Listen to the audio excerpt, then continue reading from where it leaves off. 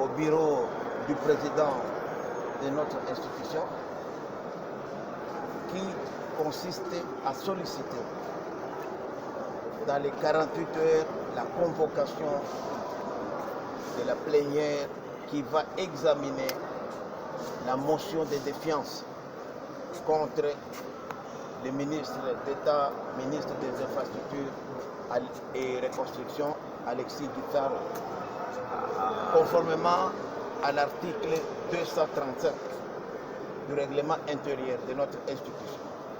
Une fois le bureau saisi, le bureau doit saisir le gouvernement à travers Madame la Première ministre.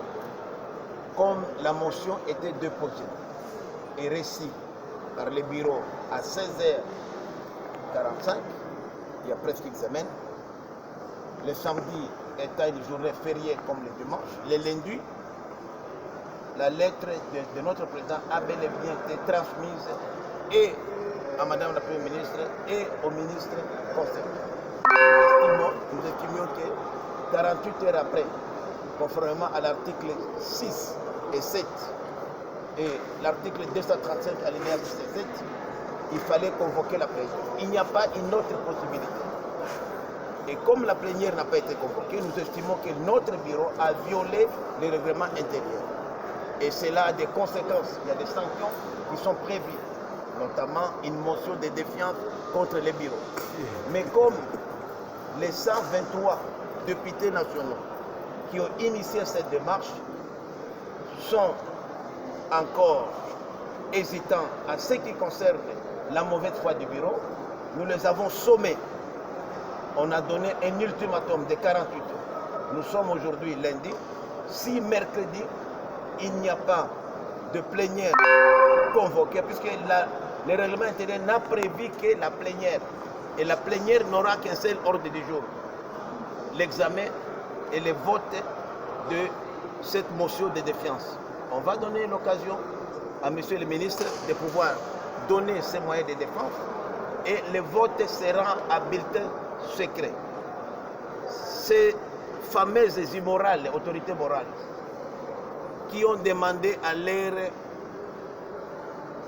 députés signateurs de retirer leurs signatures, tout en sachant bien que le règlement intérieur, conformément à son article 235 alinéa 3 et 4, interdit tout retrait ou tout ajout de signature après le dépôt de son. Je leur demande de pouvoir battre campagne pour soutenir les antivaleurs.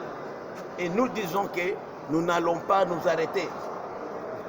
M. Guittaro, c'est le beau-frère du chef de l'État, nous le savons très bien. Mais ici, nous parlons des choses de la famille. Et nous leur demandons de cesser de citer le chef de l'État dans les trafics d'influence. L'épouse de Madame M. Guittaro est déjà chargée de mission du chef de l'État.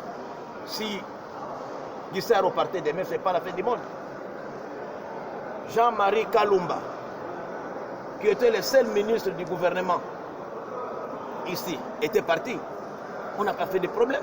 Les Maniema ne s'est jamais révolté, mais on est surpris de voir toute la communauté Banyamulenge s'ériger contre les députés pour dire que non, on en veut à leurs frères.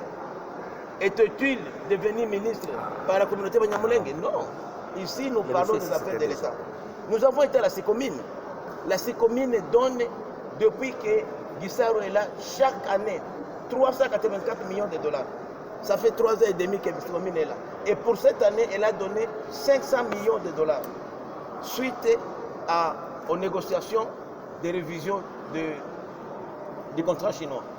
Et aujourd'hui, Guittaro a déjà empoché, rien que de la SICOMINE, plus de 1 milliard de dollars.